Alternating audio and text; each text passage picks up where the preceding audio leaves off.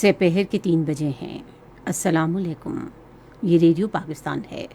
عرفانہ شاہین سے خبریں سنیے۔ پہلے اہم خبروں کا خلاصہ۔ پاک فوج اور ایف سی کے جوان ملک کے سیلاب سے متاثرہ علاقوں میں بچاؤ اور امداد کے کاموں میں مصروف ہیں۔ وزیراعظم نے متحدہ عرب امارات میں سیلاب سے قیمتی جانوں کے ضیاع پر گہرے دکھ کا اظہار کیا ہے۔ وزیر خزانہ نے کہا ہے کہ موجودہ حکومت نے مربوط اقتصادی پالیسیوں پر عمل پیرا ہو کر ملک کو دیوالیہ ہونے سے بچا لیا ہے۔ آزاد جموں کشمیر کے بانی صدر سردار محمد ابراہیم خان کی 19ویں برسی آج منائی جا رہی ہے۔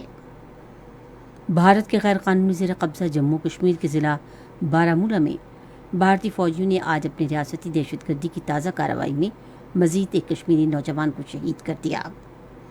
اور آج برمنگھم میں دولت مشترکہ کھیلوں کے ہاکی مقابلوں میں نیوزی لینڈ نے پاکستان کو 1 کے مقابلے میں 4 گول سے ہرا دیا۔ خبریں تفصیل کے ساتھ۔ پاک فوج اور ایف سی کی ملک کے سیلاب سے متاثرہ علاقوں میں امدادی کارروائیاں جاری ہیں۔ پاک فوج کے شعبہ تعلقات عامہ کے مطابق فوجی جوان طبی امداد کی فراہمی اور مواصلاتی ڈھانچے کی بحالی سمیت بچاؤ اور امدادی کارروائیوں میں مصروف ہیں۔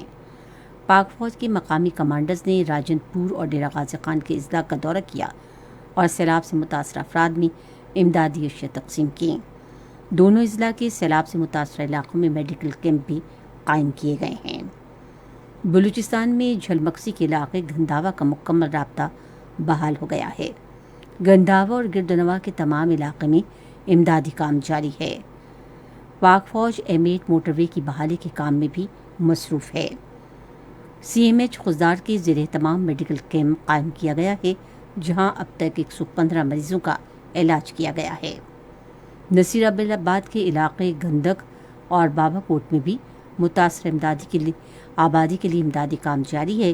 پاک فوج کے جوان سیلاب متاثرین میں راشن اور تیار کھانا تقسیم کر رہے ہیں۔ پاک فوج کے جوان نوشکی، لسبیلا، قلعہ سیف اللہ اور گلگت بلتستان کے علاقوں میں بھی امدادی کارروائیوں میں مصروف ہیں۔ وزیراعظم شہباز شریف نے متحدہ عرب امارات میں سیلاب کے نتیجے میں پاکستانی شہریوں سمیت قیمتی جانوں کے ضیاع پر گہرے دکھ کا اظہار کیا ہے۔ آج ایک ٹویٹ میں انہوں نے غمزدہ خاندانوں سے ہمدردی کا اظہار کیا اور دلی تعزیت کی۔ انہوں نے کہا کہ پاکستان اس مشکل وقت میں متحدہ عرب امارات کے عوام اور حکومت کے ساتھ یکجہتی کا اظہار کرتا ہے۔ انہوں نے ابوظہبی میں پاکستانی سفارت خانے کو ہدایت کی کہ متاثرہ خاندانوں سے مکمل تعاون کیا جائے۔ وزیراعظم محمد شہباز شریف نے کہا ہے کہ وفاقی حکومت بلوچستان میں سیلاب سے متاثرہ افراد کو فوری امداد فراہم کرنے کے لیے صوبائی حکومت کے ساتھ مل کر کام کر رہی ہے۔ انہوں نے یہ بات بلوچستان کے سیلاب سے متاثرہ علاقوں کا دورہ کرنے کے بعد اپنی متعدد ٹویٹس میں کہی۔ دورے کے دوران انہوں نے متاثرہ علاقوں میں جاری امدادی کاموں کا جائزہ لیا اور سیلاب زدگان کے ساتھ یکجہتی کا اظہار کیا۔ وزیراعظم نے کہا کہ جاری امدادی سرگرمیوں میں مزید تیزی لائی جائے گی۔ انہوں نے کہا کہ ملک کے مختلف حصوں میں سیلابی ریلوں کے باعث تقریباً 300 افراد جاں بحق ہوئے، جن میں 124 افراد بلوچستان میں سیلاب کے باعث زندگی کی بازی ہار گئے۔ انہوں نے کہا کہ گرچہ انسانی زندگی کا کوئی نعم البدل نہیں، تاہم وفاقی حکومت ہر جہاں بحق شخص کے اہل خانہ کو 10 لاکھ روپے امداد دے رہی ہے۔ وزیراعظم نے کہا کہ انہوں نے ان افراد کے لیے بھی مالی امداد میں اضافے کا حکم دیا ہے جن کے مکانات کو سیلاب کے باعث شدید نقصان پہنچا ہے۔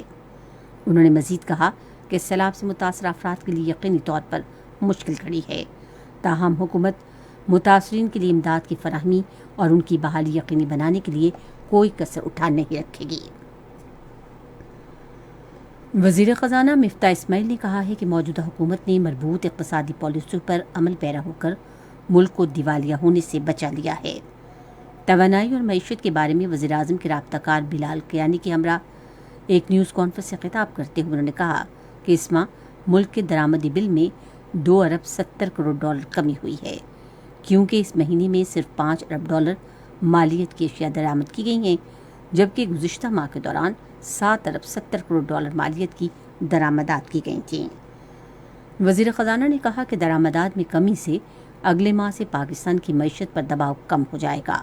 مفتاح اسماعیل نے کہا کہ اقتصادی رابطہ کمیٹی نے کاروں، موبائل فونز، گھریلو استعمال کے آلات کے علاوہ دوسری اشیاء کی درآمد پر پابندی اٹھانے کی منظوری دی ہے۔ انہوں نے کہا کہ حکومت حسابات جاریہ کا خسارہ کم سے کم کرنے کے لیے پرعزم ہے اور ٹیکس کے دائرہ کار بڑھانے کے لیے اقدامات کیے جا رہے ہیں۔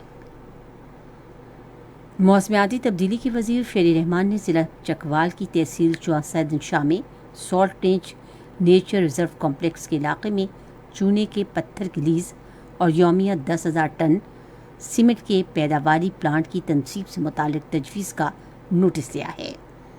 ایک اعلامیے میں انہوں نے کہا کہ مجوزہ سیمنٹ پلانٹ کی تنصیب سے خام مال کے حصول کے لیے دھماکوں سے قدرتی ماحول کو شدید خطرات لاحق ہوں گے۔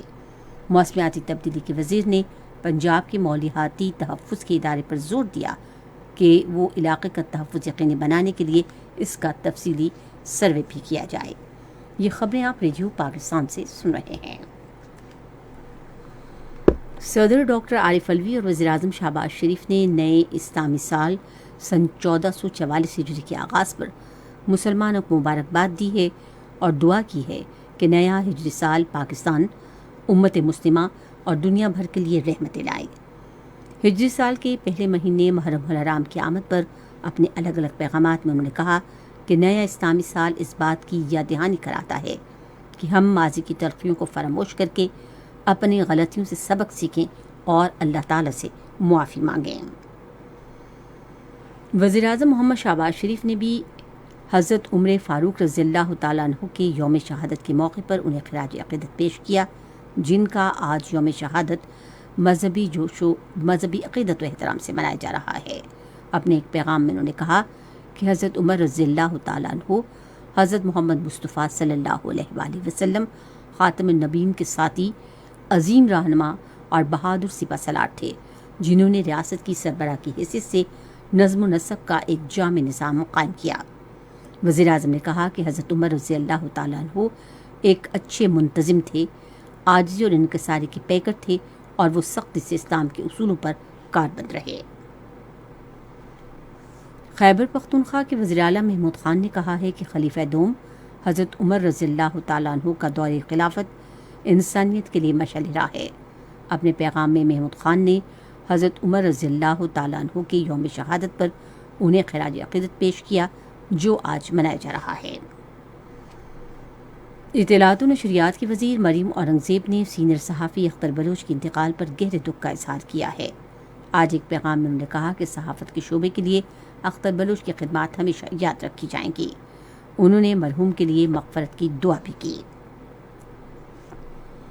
آزاد جموں کشمیر کے بانی صدر سردار محمد ابراہیم خان کی 19ویں برسی آج منائی جا رہی ہے۔ اس سلسلے میں راولا کوٹ کے گاؤں کوٹ متے خان میں ان کے مزار پر قرآن خوانی اور فاتحہ خوانی کی گئی۔